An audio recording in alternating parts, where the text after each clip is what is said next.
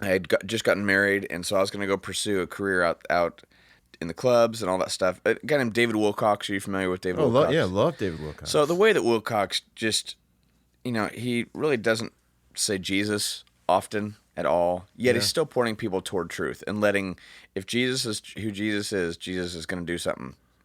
That's what he I says. love pointing people towards truth. I love that phrase. Yeah, it's genius. I'm so grateful for what he does and how he does it. And so my dad always said, do not get in the ministry. Do not get in the ministry. Do not get in the ministry. If you have to, then get in the ministry.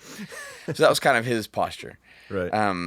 So I really felt that. I never felt like I had to do that. So out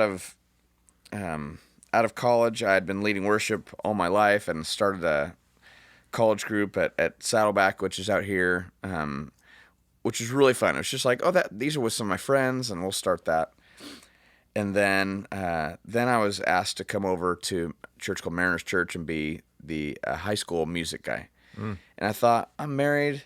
This could be fun. Why don't I just kind of work on my stuff to get outside of the church, but then just work here with some friends. And so my wife and I did that for 4 years. And so 4 years came up, and it was time for me to go out. I had stuff lined up.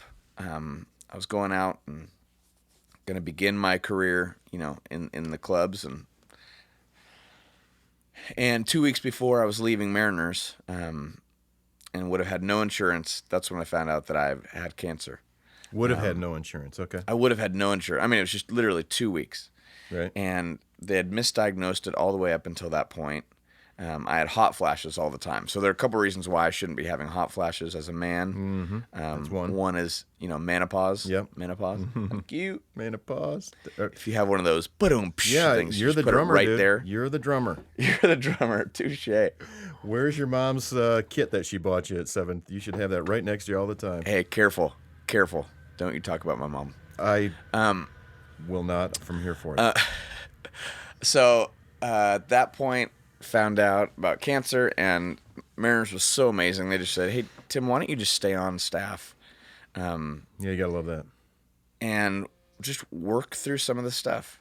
You've I don't know, just figure some of the stuff out." So